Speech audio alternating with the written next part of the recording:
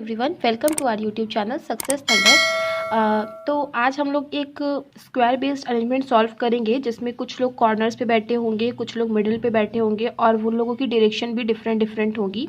और सभी लोगों के साथ एक पैरामीटर भी है कि वो लोग डिफरेंट मंथ्स में बॉन्ड भी करते हैं। तो काफ़ी अच्छी पज़ल है, मेंस लेवल की ही पज़ल है। तो चलिए इसको सॉल्व करने की कोशिश करते हैं। उससे पहले अगर आप चैनल पे न्यू आए हैं तो चैनल को सब्सक्राइब कर लीजिएगा और अगर वीडियो पसंद आए तो वीडियो को लाइक कर दीजिएगा और शेयर कर दीजिएगा।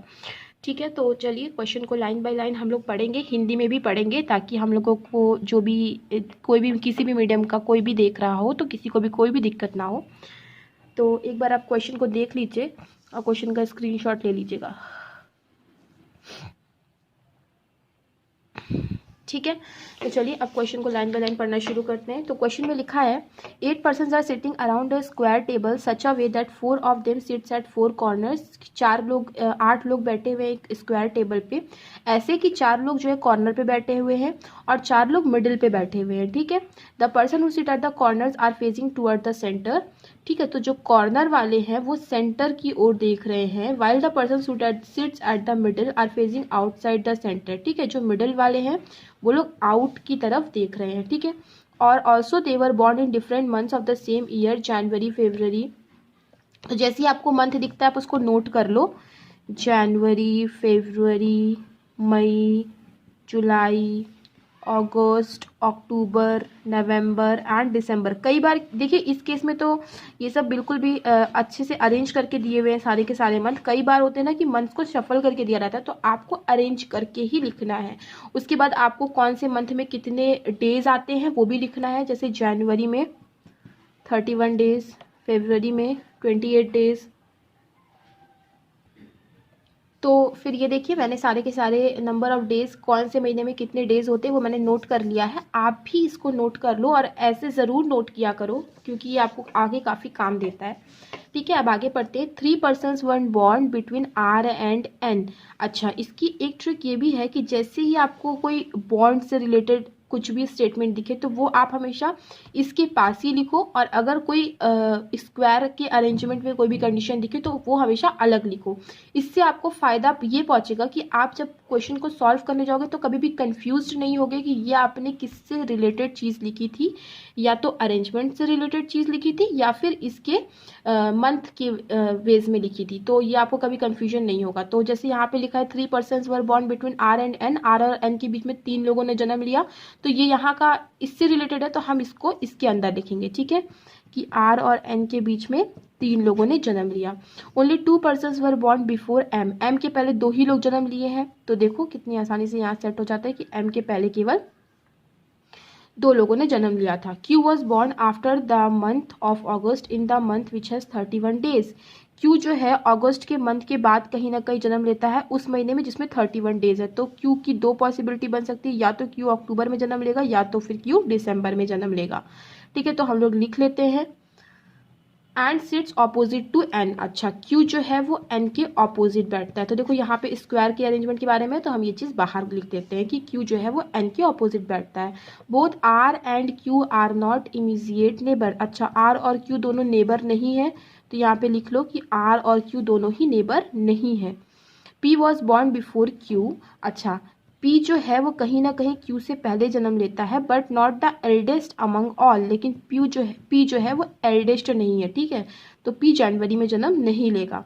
तो ठीक है, हमने लिख लिया P was born before Q but not the eldest among all. P sits immediate left of W but not at the middle side of the table.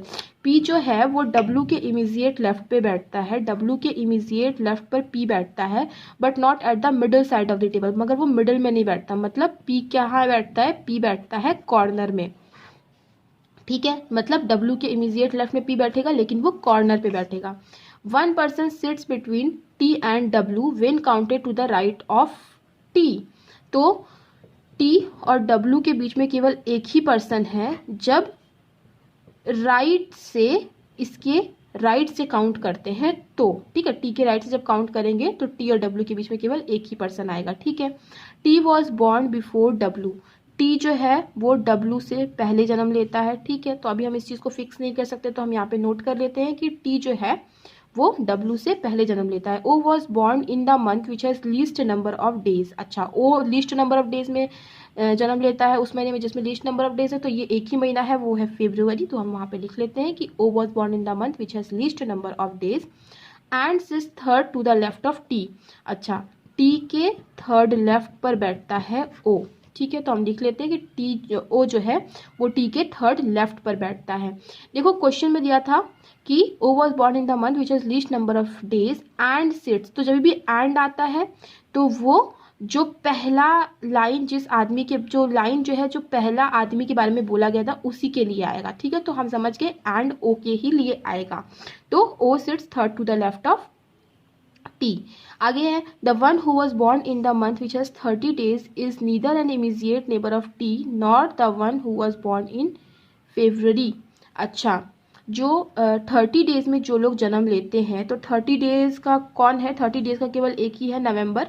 तो जो नवंबर वाला है वो कभी भी, तो जो नवंबर में जो जन्म ले रहा है वो कभी भी टी का भी नेबर नहीं रहेगा और ना ही ओ का नेबर रहेगा। ठीक है, the one who was born in the month which has 30 days, तो केवल एक ही ऐसा मंथ है जिसमें 30 डेज है, जो कि है नवंबर।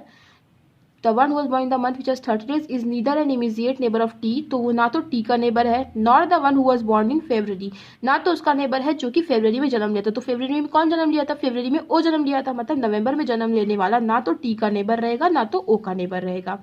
ठीक है, हम लोगों ने नोट कर लिया। आगे लिखा है R was born just after the month of November, तो आर जो है नवंबर के जस्ट बाद वाले मंथ में जन्म लेता है, मतलब आर दिसंबर में जन्म लेगा। तो यहाँ पे इस केस में हम समझ गए कि आर दिसंबर में जन्म लेगा, लेकिन इस केस में तो क्यों बैठा था, तो इसका मतलब ये वाली पॉसिबिलिटी हमारी गलत हो गई। तो आर यहाँ पे जन्म लेगा और ये वाली पॉसिबिलिटी हमारी बिल्कुल सही चल रही है। ठीक है, R was born just after the month of November and immediate neighbour of O, और आर जो है वो ओ का इमीजिएट नेबर है भी, but doesn't sit opposite to T, लेकिन आर जो है वो टी के ऑपोजिट नहीं बैठता है। ठीक है, ये भी एक कंडीशन दी हुई है, तो हमने ये भी नोट कर ली। तो देखो कैसे हम लोगों ने कंपाइल करके नोट कर लिया। अब हमें पजल नहीं चाहिए, क्वेश्चन नहीं चाहिए, अब हमने सारी कंडीशन नोट कर ली है, अब हम इसी हिसाब से करेंगे। तो सबसे पहले हम लोग इसको एज को मैनेज करने की कोशिश करते हैं। यहाँ पे लिखा है कि आर और एन के बीच में 3 लोगों ने जन्म लिया, तो आर अगर यहाँ पे आएगा तो 1 2 3 एन यहाँ पे जन्म लेगा, ये वाली पॉसिबिलिटी हमारी हो गई। अब बोला पी के ऊपर कहीं ना कहीं क्यू आएगा और टी जो है वो डब्ल्यू के ऊपर आएगा।